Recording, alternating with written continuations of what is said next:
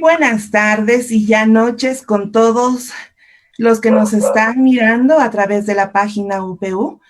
Nos sentimos muy contentos en seguir con esta ronda de webinars de capacitación para muchos interesantes temas. Queremos saludar a todos nuestros amigos que nos están observando, alumnos, docentes, egresados, público en general. Es un gusto para nosotros estar hoy en la noche y hablar de un tema muy bonito, un tema muy interesante que va a ayudar no solo a nosotros, porque también aprendemos, sino a las amas de casa, va a ayudar a los profesionales de salud, va a ayudar a los docentes que también en algún momento han tenido contacto con los niños. El tema del día de hoy es prevención de accidentes del niño en casa. Actualmente, los accidentes de niño en casa son el cuarto lugar de muertes en los niños. Nosotros pensábamos que eran las enfermedades, pero no. El hecho de que exista un accidente en casa puede causar la muerte de nuestros hijos o de algún vecino menor de 5 años. Los accidentes pueden ocurrir en cualquier momento. Uno no piensa en que esto pueda pasar, pero debemos estar prevenidos. Es por eso que el tema de hoy es prevención de accidentes del niño en casa. Tengo a bien y el grato honor de presentar a las panelistas que nos están acompañando el día de hoy en la noche. Voy a presentar en primer lugar a la licenciada Julie Florian Plasencia. Ella es enfermera, ya con más de 25 años de experiencia. Ella tiene una especialidad en el área de pediatría, así es que ha trabajado toda su vida profesional con los niños. Ha egresado de una maestría en gestión y conducción de salud. Y bueno, actualmente está trabajando en el Hospital Nacional Madre Niño San Bartolomé hasta la actualidad. Y también trabaja de manera como supervisora de enfermería en la clínica El Golf. Ha sido también docente y es actualmente docente del pre y posgrado de la Universidad Peruana Unión. Vamos a dar la bienvenida a la profesora Julie Florian. Bienvenida, licenciada. Muchas gracias. Gracias por la invitación. Seguidamente, permítanme también presentar con mucho agrado a la profesora Nancy Flores Cusacani. Ella es educadora, ha estudiado en la Universidad Nacional del Altiplano la carrera de Educación Inicial y Educación Primaria. Tiene actualmente una maestría en investigación educativa aquí en la Universidad Peruana Unión. Ha laborado por muchos años en la parte educativa con los niños en primaria y también en el inicial. Ha trabajado en el Colegio Pedro Calvermater, actualmente está trabajando en el Colegio Adventista Titicaca, y no solo eso, sino también es madre de 4 niños muy lindos y preciosos aquí en la universidad. Actualmente está trabajando en el Club de Conquistadores, que está relacionado con los adolescentes, pero ha trabajado por más de 8 años en el Club de Aventureros, donde se educa a los niños en diferentes habilidades para la vida. Muy bien, vamos a empezar entonces Sí. Bienvenida, vamos a empezar entonces el tema y tengo muchas preguntas, vamos a conversar y si es que usted tiene alguna pregunta, por favor, a través del Facebook, a través del chat puede mandar sus preguntas que gustosamente estaremos dándole lectura para poder dar una resolución, ¿ok? Bien, en primer lugar, ¿por qué los accidentes en el hogar es una de las principales causas de muerte en los niños menores de 5 años? Licenciada Julie. Bien, bueno, respondiendo específicamente la pregunta, yo podría decir de que los accidentes, o sea, las causas por las que el niño fallece por un accidente en el hogar, es justamente porque no recibe el auxilio necesario en el momento oportuno. Por decir, los padres no saben cómo actuar, o el cuidador, o alguien que vio el accidente y se acerca en el momento, no saben cómo actuar, ¿no? Entonces, al no saber, a veces cometen errores y en lugar de ayudar al niño, muchas veces se agrava. Entonces, es es el desconocimiento que tiene el padre o la persona que auxilia para dar la ayuda al niño, la ayuda oportuna. Y lo otro, la otra causa es porque los niños llegan a las instituciones de salud ya muchas veces tarde, ya, o sea, no se les dio el auxilio oportuno. Esas dos causas son por las que generalmente no, digamos, se producen las muertes, ¿no? Los padres en casa a veces también manejan solos la situación. El niño se quemó, ellos mismos manejan la herida, luego, por decir, esa herida se infecta y llega el niño ya al hospital cuando ya ha hecho un cuadro de sepsis por la infección, porque en casa nada más lo manejaron, ¿no? Entonces, para mí esas son las causas principales, ¿no? El desconocimiento. Así es, y es más, muchas veces los padres no nacemos sabiendo diferentes circunstancias de cómo actuar, ¿no? Y por ende, el no saber cómo actuar, obviamente pone en más peligro la salud de nuestros niños. Profesora Nancy, ¿cuáles son los accidentes más comunes que pasan en los hogares? Aparentemente nuestro hogar es el lugar más seguro, pero mire, hay accidentes. ¿Qué accidentes pueden pasar en nuestros hogares? Ok. Los accidentes que normalmente es en el hogar que sucede con los pequeños es las caídas, ¿no? Pueden ser caídas muy letales, caídas suaves, se podría decir, ¿no? Donde el niño se levanta y nuevamente comienza él a poder hacer sus actividades. Pero hay caídas donde marca al niño y le marca para toda su vida. Y más que todo la parte peligrosa, que es la cabeza, ¿no? Que es el cerebro. Caídas en la parte del cerebro, pues ocasiona que los niños puedan tener secuelas posteriormente, ¿no? Una es las caídas. Otra sería las intoxicaciones. Los niños tal vez no conocen o no saben los tóxicos que hay en casa. Por ejemplo, la mamá guarda, digamos, alcohol o lejía en botellas de gaseosa. El niño no sabe, lo ve como un agua y tiene sed, puede tomárselo, ¿no? Entonces, ocurre por negligencia de los padres, ¿no? Que no saben colocar en lugares adecuados en estos materiales que pueden intoxicar. Las alergias, ¿no? Hay muchos niños que tienen alergias al polvo, alergias a algún tipo de comida, algún tipo de medicamento, ¿no? Entonces, las mamitas, en otras palabras, tenemos que ser de todo, saber de todo. Aprendemos con el transcurso de la vida. Otro aspecto son las quemaduras, ¿no? Los niños, ¿qué pasa? Ellos pueden ir a la cocina, ¿no? Los niños son bien curiosos. Tocan la olla que está caliente y se hacen la quemadura. Quieren alcanzar, tal vez a la cocina no alcanzan al sartén, lo jalan y se voltean con todo el aceite. Cosas que ocurren en casa, asfixias, ¿no? Por ejemplo, en este caso de asfixias tenemos el jugar con las bolsas plásticas, ¿no? A los niños les encanta ponerse de chullo y aparentar que ser un personaje y se pueden asfixiar al no tener el aire suficiente para respirar. Los golpes, ¿no? Es uno de los accidentes, son los golpes, que tal vez son golpes que pueden ser ocasionados por una caída, por un empujón, ¿no? Pero hay golpes también que son ocasionados por los padres de familia, ¿no? A veces los padres se les va la mano y ¿qué pasa? Se les fue la mano y lo golpearon muy fuerte y hay casos donde los niños realmente, pues, de un simple golpe pasa a ser un accidente, ¿no? Entonces, como al decir, se le va la mano, pues, a la mamá o al papá, se le va la mano con la disciplina que ellos aplican. Y otros casos tendríamos con respecto a heridas, ¿no? Ahí nosotros, las mamitas, también tenemos que ser un poco expertas en poder usar el botiquín básico, ¿no? Saber limpiar la herida, curar la herida. Claro que no vamos a curar o no vamos a hacer otras cosas, pero lo básico tenemos que saber. Y si fuera más complicado esto, tendríamos que correr y recorrer a un lugar donde realmente, pues, hay para poder atender especialistas, ¿no? En casa lo básico saber sería eso, ¿no? Y esos son los accidentes más comunes que podemos encontrar en el hogar. Aplastamientos también es otro de los accidentes, ¿no?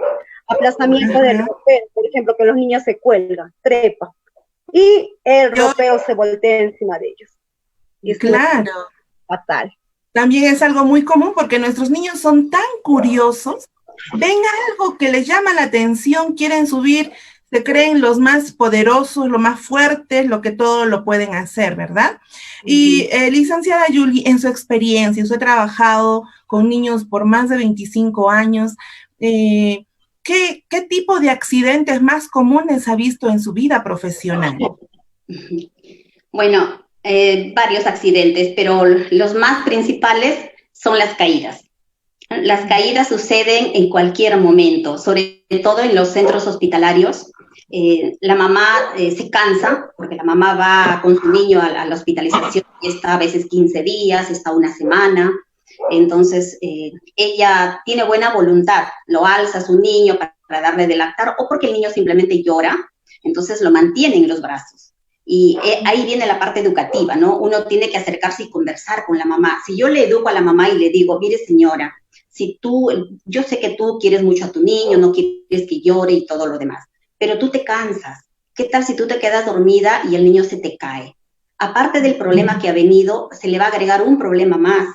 Entonces, ese va a ser otro problema de salud para tu niño. No es bueno, entonces acuéstalo en su cama. Si yo le educo a la madre y la madre me entiende, la madre colabora, ¿no? Pero si yo no le digo nada, solamente digo, los niños se pueden caer, las mamás a veces lo toman muy a la ligera, ¿no? Y se caen. He tenido muchas experiencias de niños que se han caído e inmediatamente llamar al médico de la emergencia, que venga a evaluarlo, que le tome una placa de tórax para poder ver qué hay, ¿no? Si hay una fractura o no, estar observando al niño, etcétera. Entonces, las caídas suceden y siempre suceden. Es un indicador que nosotros lo manejamos en las instituciones de salud y decimos, no, cero caídas, no caídas, pero no sé cómo aparecen las caídas.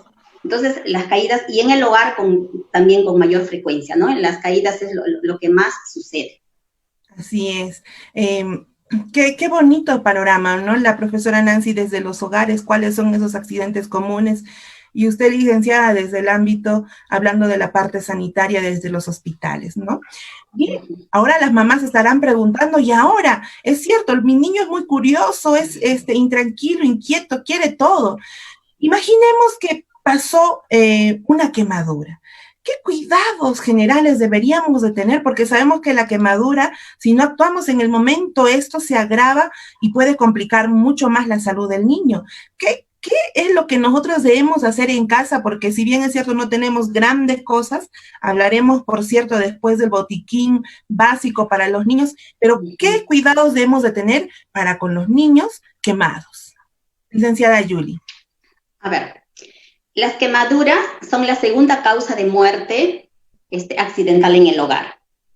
Según el Instituto Nacional de Salud, el Instituto de Salud San Borja, el 70% de niños entre 1 y 4 años sufren quemaduras por líquidos o alimentos calientes. Entonces, la gran mayoría es quemaduras y es por líquidos o alimentos calientes. El 15% son quemaduras por fuego, el 4% por electricidad, el 2% son con pirotécnicos y contacto con superficies calientes. O sea, la mayoría de accidentes, entonces, lo conocemos que son por líquidos calientes o alimentos calientes. Es algo que las madres podemos tenerlo muy presente y aplicarlo, ¿no? Las quemaduras se clasifican de acuerdo a la extensión, para poder decir qué tipo de quemadura tiene, ¿no? De acuerdo a la extensión, de acuerdo a la profundidad de la herida, y también de acuerdo a la severidad. Puede ser crítica, puede ser moderada, puede ser una severidad menor. Entonces, de acuerdo a eso es que se clasifica y de acuerdo a eso es que se da el cuidado al niño. Pero lo más común, por decir en casa, el niño ya le cayó agua caliente y se quemó.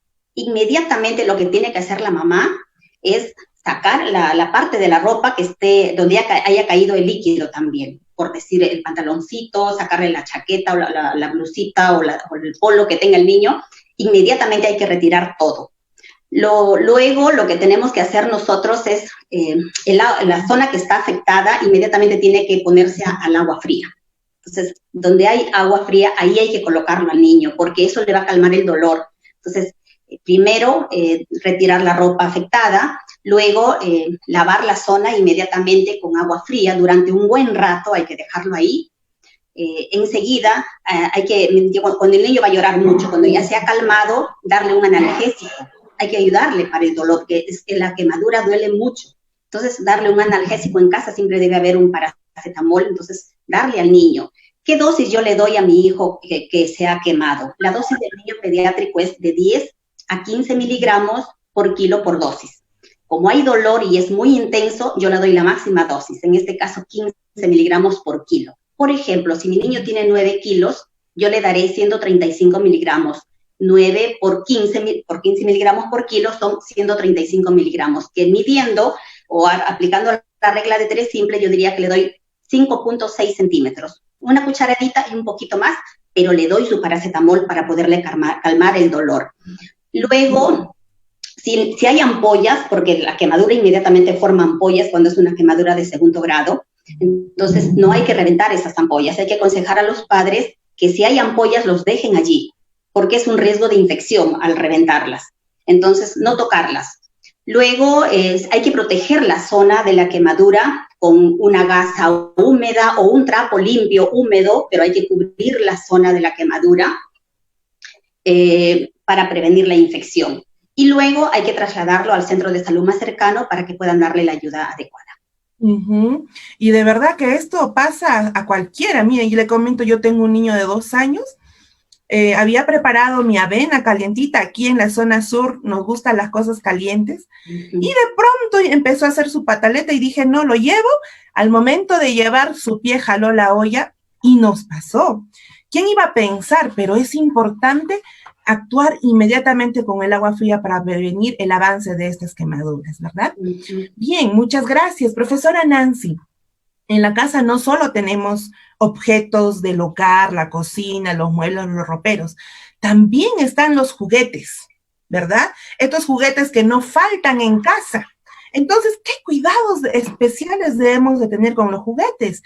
Porque papá, mamá aman mucho a su hijo y le compran los juguetes o tienen, ¿habrá alguna especificación, algún cuidado general con los juguetes que también pueden provocar accidentes en el hogar? Me parece que su micro no está activado, profesora Nancy. ¿Podría activar su micro? Ok, gracias. En primer lugar, lo que se tendría que ver es especificar un lugar para los juguetes. Una caja, un estante, un lugar donde el niño va a ordenar y va a guardar, ¿no? ¿Por qué? Porque no quiere decir que el tener juguetes el niño va a desparramar donde le da la gana. Desde muy pequeños a ellos ya hay que enseñarles de qué tiene su lugar, dónde se guarda. Y es más, tiene que tener los juguetes una limpieza adecuada. ¿Por qué? Porque los niños tienden a meterse a la boca, tienden a coger, tienden a morder, tienden a chupar, y siempre se debe tener una limpieza de juguetes. Estos juguetes provocan accidentes, sí provocan accidentes. Si están desparramados, pueden ocasionar accidentes. Un resbalón, un tropezón, y nos ocasiona accidentes. Pero para poder evitar, como le decimos, tiene que tener un lugar donde guardar sus juguetes. Un lugar específico, ¿no? Hay, por ejemplo, estudios donde dicen, no, debe de tener su habitación de jugar. Una habitación destinada para los juegos. Y de esa habitación los juguetes están allí y el niño puede disfrutar de todos los juguetes, ¿no? Pero con la realidad que se vive a veces que no tenemos habitaciones para los juguetes, no nos alcanzan las habitaciones en casa. En todo caso, hacer un lugarcito donde guardar. Ahora, con respecto a lo que son juguetes pequeños, evitar con los niños los juguetes pequeños. ¿Por qué? Pueden atragantarse, ¿no? Pueden atragantarse estos juguetes. A veces yo recuerdo con mi hijo, por ejemplo, las canicas, ¿no? Las canicas pequeñas, tienden a chupar y se atragantan, ¿no? Pueden no ocasionar o ocasionar problemas, sí. ¿Por qué? Pueden pasárselo, ¿no? Como alguna vez me pasó a mí, normal, hizo su recorrido y salió, pero también puede ser ocasión de atragantamiento, ¿no? Entonces, evitar las cosas pequeñas, ¿no? Enseñar al niño que se debe de limpiar, que se debe de guardar, ordenar los juguetes y no desparramar en la casa. Eso viene ya juntamente con los hábitos, que la mamá va formando en el pequeño. Y cuando tú formas en el pequeño los hábitos, pues se quedan, ¿no? Porque el niño sabe dónde va a ir, esto es su lugar y lo va colocando. Pero si no se les enseña, el niño va a hacer de la casa un desorden, se puede decir, ¿no es cierto? Y es donde las mamitas nos damos el trabajo de limpiar, recoger. Mientras vamos recogiendo, el niño va desordenando. Pero ¿qué pasa? Ahí está el hábito, enseñarles que todo tiene su lugar. Entonces, yo creo que enseñándoles que todo tiene su lugar, evitamos muchas cosas. La limpieza sobre todo. Es cierto, y a mi hermano también me cuenta que le ha pasado ello, ¿no? Jugando con la canica, de pronto, uy, se le pasó. Y las preocupadas somos las mamás. ¿Qué va a pasar? ¿Dónde está? Oh, no, se va a quedar en el estómago. Muchas ideas se nos vienen en la cabeza y más la angustia y la desesperación, ¿verdad? Pero pueda que se lo pase. Y si no se lo pasa y tiene un atragantamiento, licenciada Yuli, ¿qué hacemos en ese caso? A ver, el atragantamiento en niños es un accidente frecuente y puede conducir a la muerte si no se le brinda el auxilio necesario. La capacidad de masticación y de deglución en los niños todavía está inmadura, sobre todo en los niños pequeños. Entonces hay que tener mucho cuidado en qué se les da de comer. Por ejemplo, el niño se puede atragantar con trozos de comida, con huesos, con espinas de pescado, con frutos secos, que todavía no los puede masticar bien, un caramelo duro o algún objeto pequeño, por ejemplo, las monedas, las piezas pequeñas de algún juguete, a veces esos juguetes que traen muchas piezas pequeñitas, hay que tener cuidado, de preferencia no comprarle ese tipo de juguetes, ¿no? Porque esas piecitas pequeñitas el niño lo puede llevar a la boca. Puede ser pilas también, puede ser resortes, hay juguetes que traen unas pilas pequeñitas o algunos juguetes que traen resortes pequeñitos, eso es muy peligroso también, botones, etcétera. O sea, los accidentes por atragantamiento pueden suceder de cualquier manera. El atragantamiento en sí viene a ser la obstrucción de la vía aérea por efecto de un cuerpo extraño. Este objeto puede tapar totalmente la vía respiratoria y puede provocar la muerte súbita del niño. El atragantamiento también sucede generalmente a la hora de comer o a la hora de jugar. Entonces hay que tener muy presente, los padres deben tener muy presente a la hora de comer, qué es lo que le estamos dando, ¿no? Y a la hora de jugar, dónde está y con qué juguetes está jugando. Entonces eso es muy importante, que hay que tenerlo presente. ¿Cómo actuar? Lo primero que se debe hacer es conservar la calma. Si el padre se desespera, no va a ayudarle al niño. Entonces, tiene que el papá o el cuidador mantener la calma en primer lugar. Esto permite hacer una evaluación rápida de la situación y saber qué hacer. Si el niño se coge el cuello, el niño va a empezarse a coger el cuello y va a empezar a toser. Si yo veo que el niño tiene una tos efectiva, yo lo estimulo a que siga tosiendo. Si tose, sigue tosiendo. Entonces, él es probable que solo lo bote el cuerpo extraño que ha ingresado a la tráquea o a nivel del sistema ya respiratorio. Entonces, si él tose y lo bota, bien. Pero si yo veo que no puede, la tos es muy inefectiva o el niño se está poniendo medio azulado, ¿no? medio morado, medio cianótico, decimos nosotros, entonces en ese momento hay que actuar, ¿no? Entonces, ahí donde se ayuda, primero alguien tiene que llamar, o mientras una persona lo está auxiliando al niño, otra persona tiene que estar llamando a la emergencia, a alguien para que venga a ayudar. Y cuando ya la tos, si no es efectiva la tos, inmediatamente nosotros tenemos que actuar. Primero, vamos a iniciar las maniobras de desobstrucción. ¿Cómo? Se coloca uno en la parte posterior del niño, luego coloca una mano a la altura del tórax del pequeño, con la otra mano agacha la cabeza, ¿no? Hacia adelante, y con la parte, digamos, el codo de la mano, le podemos decir esta parte dura, yo le hago golpes en la espalda, en la zona más o menos entre las dos escápulas. Yo le voy a dar golpes al niño para poderle ayudar, ¿no? A que lo elimine. Hago 5 golpes. Si con eso veo que el niño no ha eliminado, muchas veces lo elimina, en la primera o en la segunda, pero tengo que hacerlo bien, ¿no? Entonces, la mano en el pecho, la cabeza hacia abajo y en la espaldita yo le doy con la mano, 5 golpes. Si con eso no ha mejorado, yo veo que el niño no está eliminando nada, ahí tengo que yo aplicar, ya voy con otro, otra ayuda, que se le llama la maniobra de Heimlich, ¿no? Que nosotros le decimos, que lo conocemos, es colocar el puño de una mano en la parte inferior del tórax, o sea, aquí abajo pongo yo una mano en forma de puño, con la otra mano cubro la mano que está en forma de puño y voy a dar unos golpecitos, voy a presionar hacia adentro y hacia arriba. Entonces voy a presionarle al niño, ¿no? Hacia adentro y hacia arriba. 5 veces también, ayudarle para que lo pueda eliminar. O sea, los padres tienen que saber hacer esas maniobras para poderle ayudar al niño. Si vemos que el niño, a pesar de eso, no ha mejorado, entonces el niño va a desmayarse o va a quedarse inconsciente. En ese caso hay que aplicar las maniobras ya de la reanimación cardiorrespiratoria, ¿no? Entonces, de esa manera le ayudamos. Ahora, si es un niño, un lactante, un niño pequeño, también hay formas, ¿no? Estas maniobras se las hace colocando al niño boca abajo encima de la mano y la parte interna del brazo, lo colocamos al niño y con los dedos que le coja la parte podemos decir, de la mandíbula, pero que no vaya a obstruir nariz y boca. Entonces, lo coloco al niño y también le doy esos golpecitos en la espalda igual, de la misma forma. Si no procede, lo volteo hacia arriba al niño, ¿no?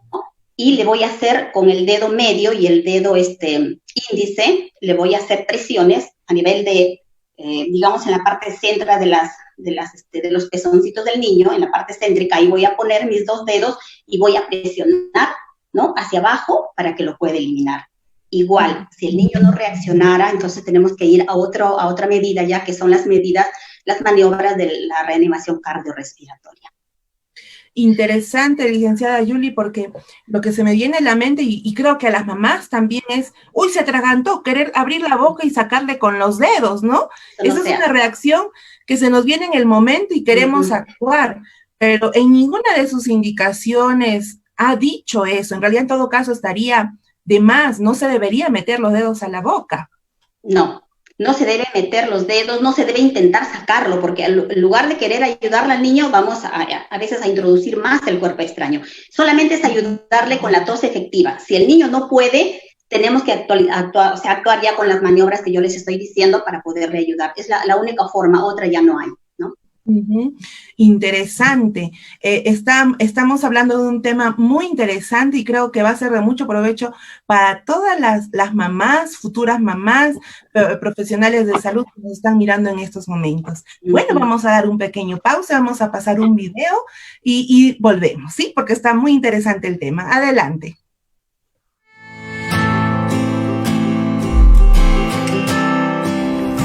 Bienvenidos a la Facultad de Ciencias de la Salud de la Universidad Peruana Unión, una universidad con licenciamiento institucional. Nuestras carreras de enfermería, nutrición humana, psicología y medicina humana cuentan con docentes altamente calificados que brindarán un acompañamiento exclusivo y te ayudarán a convertirte en un profesional que marque la diferencia en la sociedad y en el mundo. Formamos profesionales con espíritu de servicio y conocimientos científicos en el cuidado de la salud física y mental, mejorando la calidad de vida de la población, diseñando y ejecutando trabajos de investigación a favor de la salud. Nuestros 14 laboratorios especializados y el Centro de Simulación Clínica te ayudarán en la práctica profesional de tu vocación. Educación que trasciende para una generación que hace la diferencia.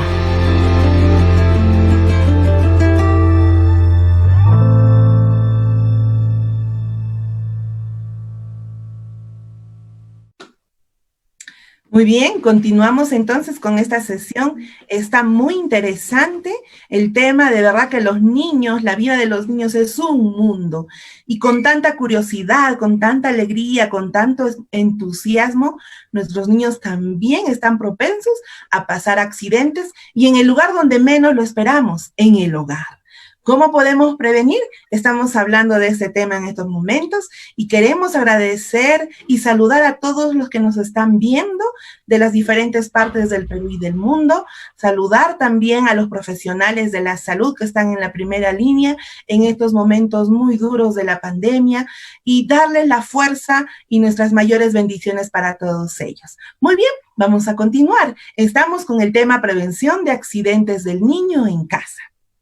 Vamos a continuar, profesora Nancy y licenciada Julie. Qué interesante ese tema y poder entender a los niños, poder actuar en el momento preciso es de mucha importancia. Profesora Nancy, usted que ha sido docente, ha tenido muchos niños en sus aulas cuando el tema era de manera presencial. ¿Cómo en todo caso nosotros debemos de entrenar a nuestros hijos para evitar estos problemas, estos accidentes en el hogar? Ok, con respecto a lo que es entrenar, también es lo mismo que enseñar, ¿no? Enseñar a los niños a poder prevenir sobre los accidentes, ¿no?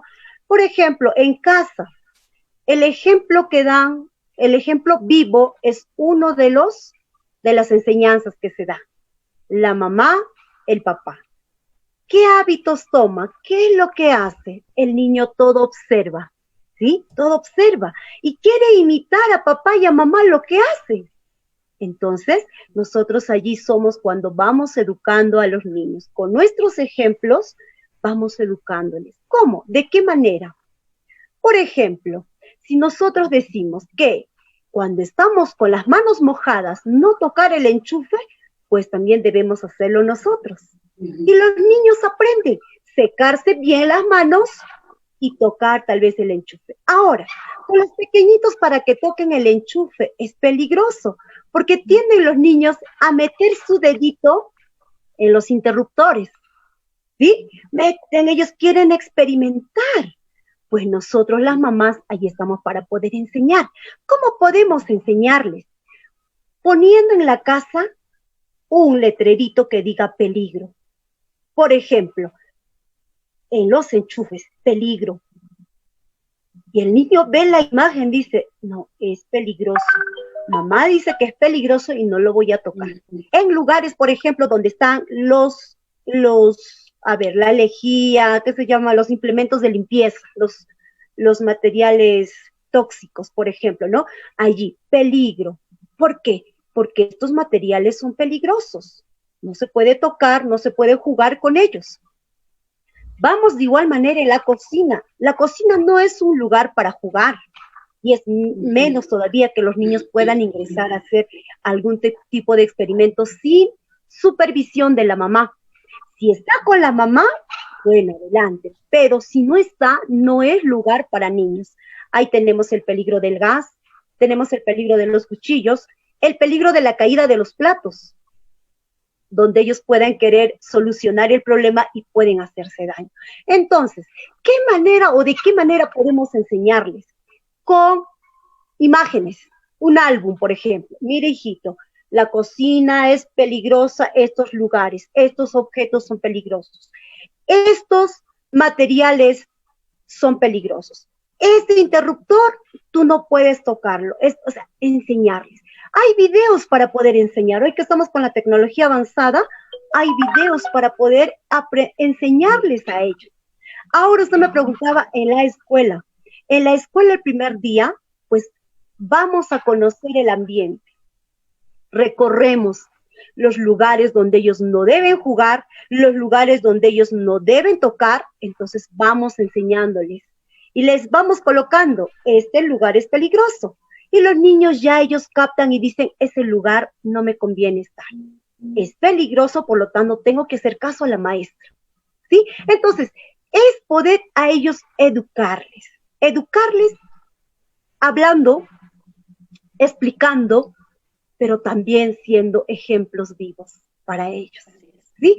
Entonces, la mejor manera, creo yo, desde mi punto de vista de educadora, de madre, que yo he palpado con los pequeños también desde muy pequeños, es educarles, enseñarles que hay que saber respetar el lugar donde dice peligro, no me atrevo, no lo hago.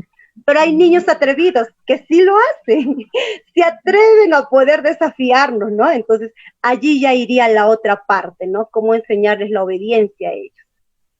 Ujú.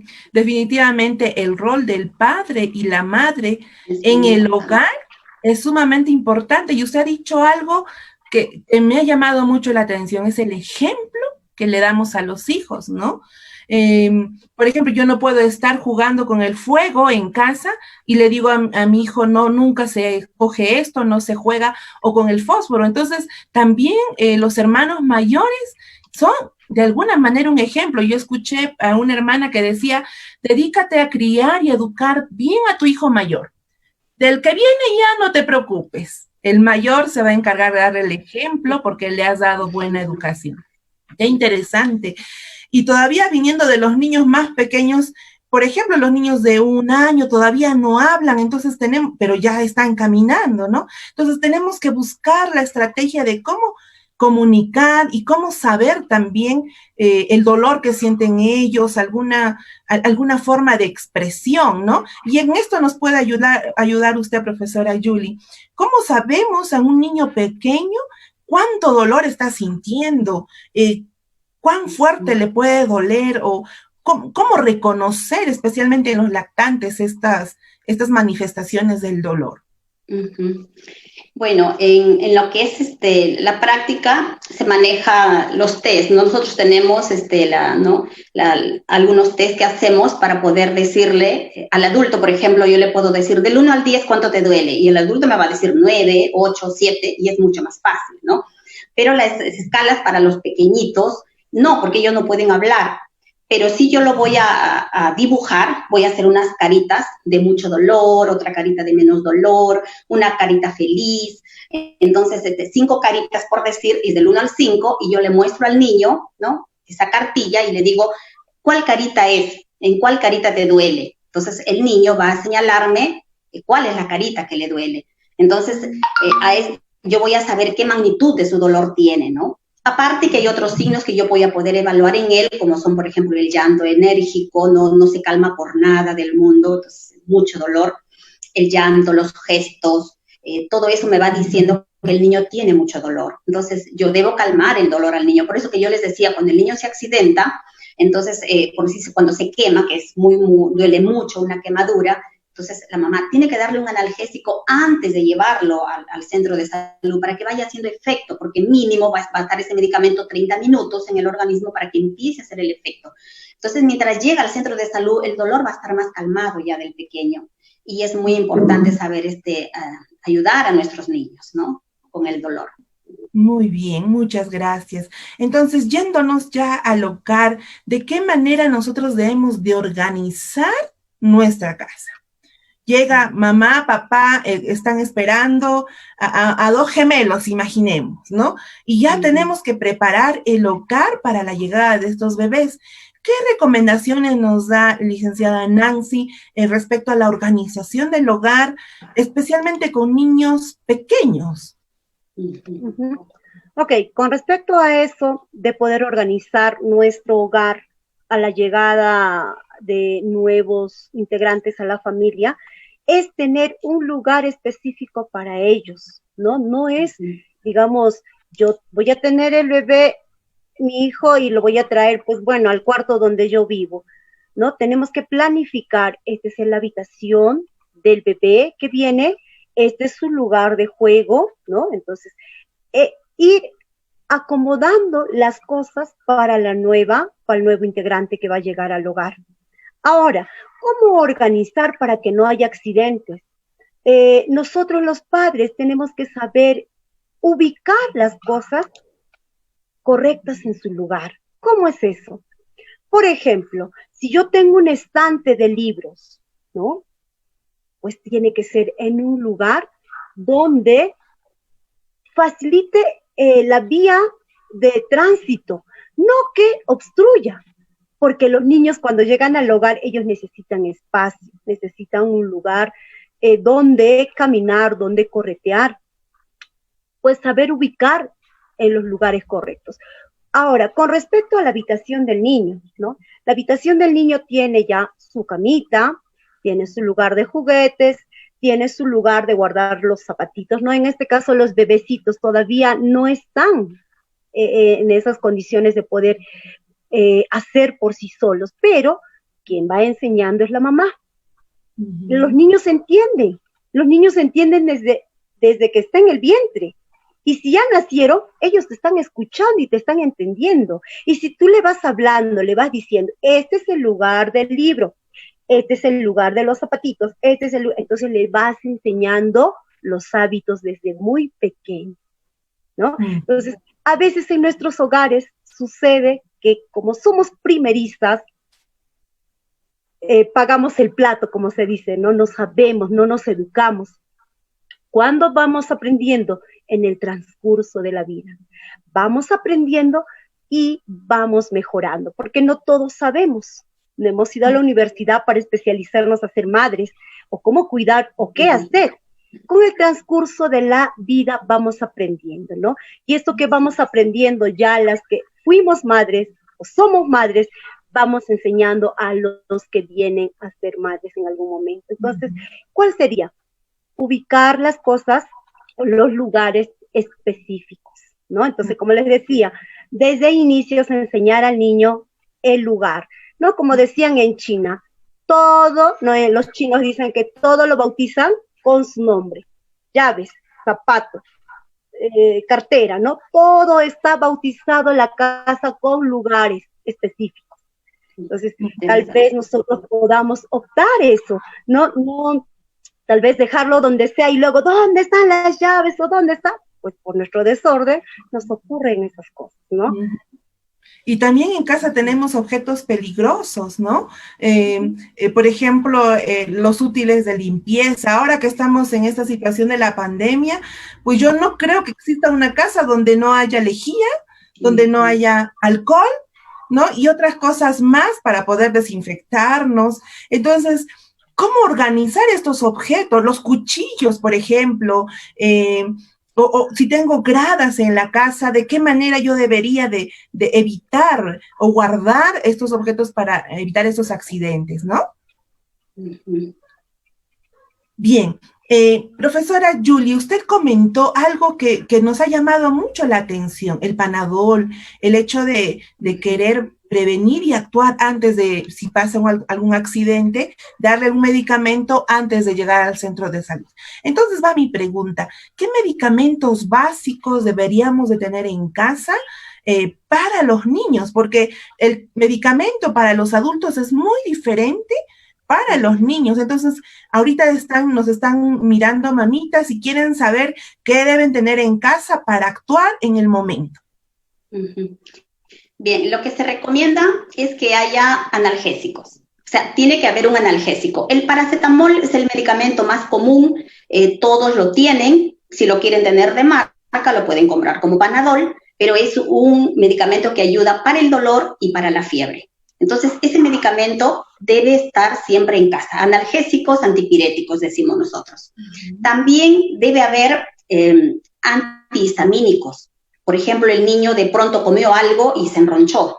Entonces, yo tengo que darle un medicamento que le ayude. Debo tener una clorfenamina, que todos, prácticamente las mamitas lo saben manejar. Entonces, debe haber una clorfenamina dentro del botiquín de medicamentos específicamente para el niño. ¿Qué más debemos tener nosotros? O sea, en realidad, en lo que concierne a medicamentos, más que todo es analgésicos, decimos nosotros antipiréticos, que son para bajar la fiebre, y los antialérgicos, ¿no? Otros tipos de medicamentos, de preferencia, no se recomienda mucho justamente por los accidentes que suceden en casa. Pero sí, pues se podría tener, por ejemplo, un alcohol etílico, ¿no? Un alcohol al 70% que se necesita para curar las heridas. Puede haber agua oxigenada, allí también. De repente por ahí un jarabe para la tos, para el niño, que en cualquier momento le puede dar. Ahora, hay que tener mucho cuidado también con los jarabes. Por ejemplo, cuando yo compro un jarabe, viene ahí una fecha. Yo miro y ahí dice fecha de expedición. ¿Qué significa esa fecha de expedición? Que ese medicamento me va a durar hasta esa fecha que allí me dice el medicamento. Siempre y cuando yo no abra el sello de seguridad, no abra el medicamento. Entonces, mientras yo lo mantenga guardado, sellado, me dura hasta esa fecha.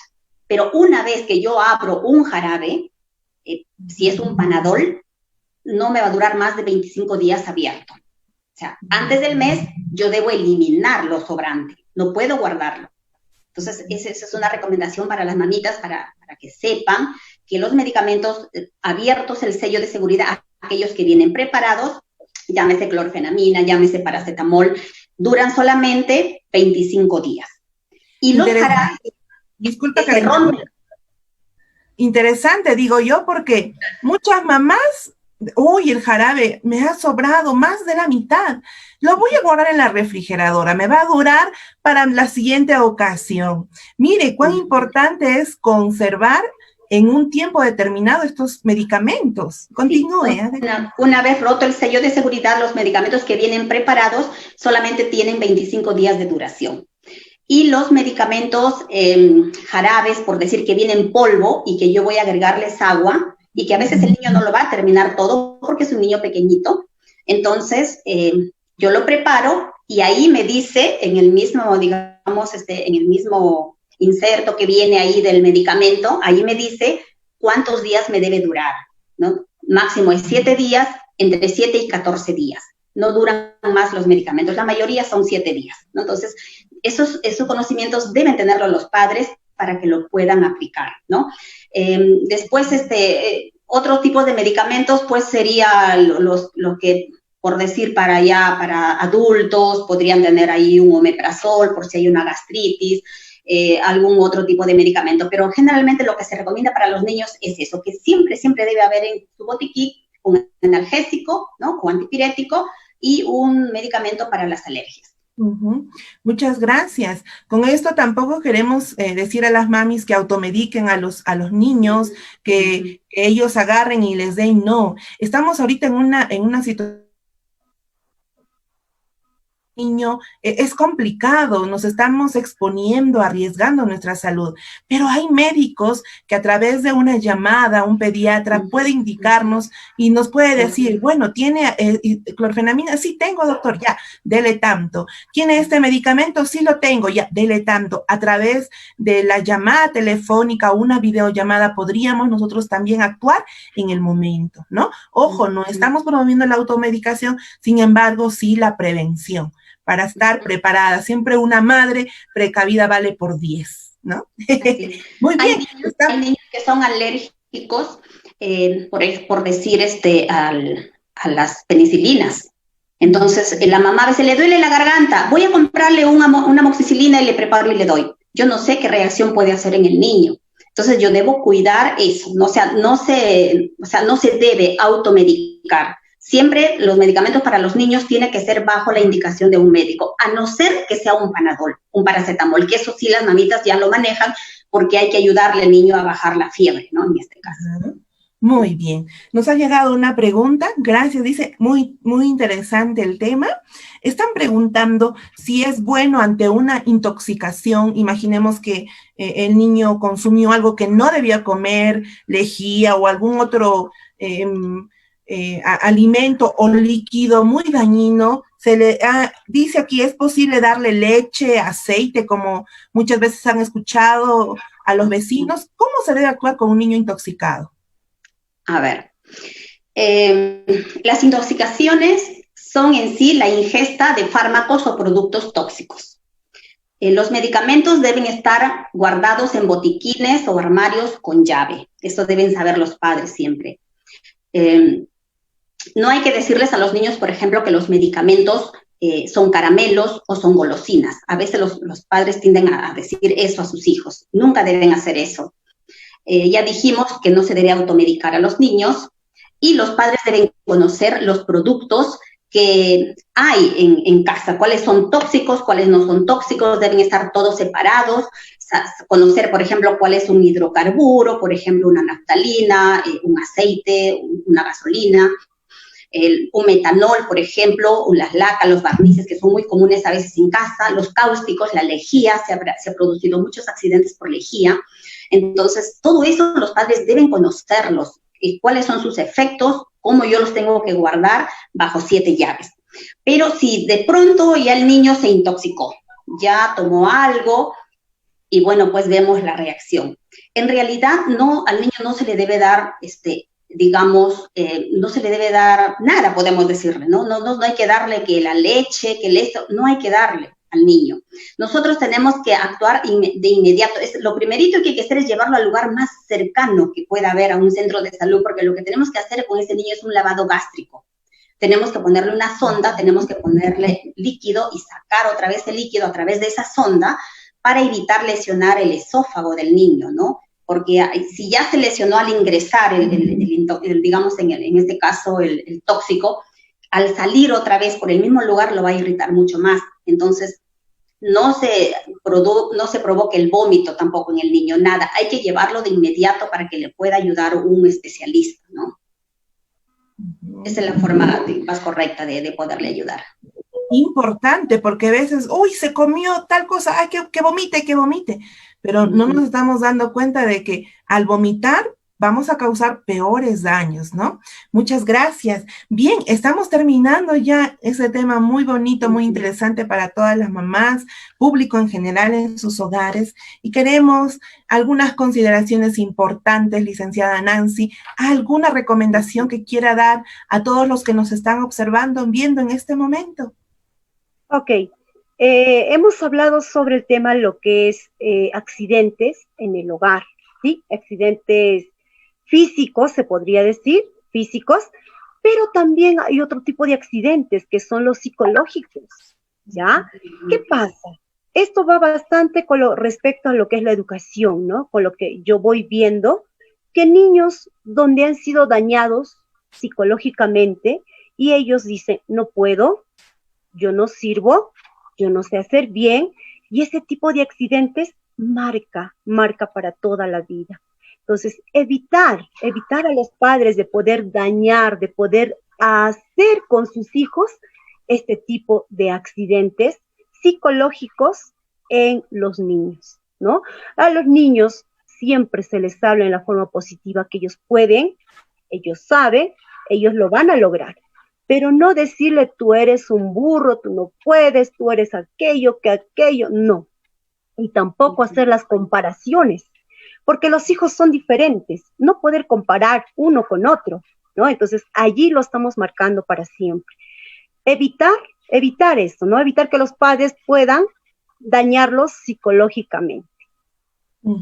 Interesante la recomendación que nos ha dado, es cierto, y bueno, es también otro tema que deberíamos darle más hincapié, porque nuestros niños son el futuro del mañana, son los que pronto nos van a dirigir en los países, en la comunidad, en los centros hospitalarios, cívicos, etcétera. Gracias por esa recomendación, licenciada Nancy. Licenciada Julia, ¿alguna otra recomendación, alguna consideración final?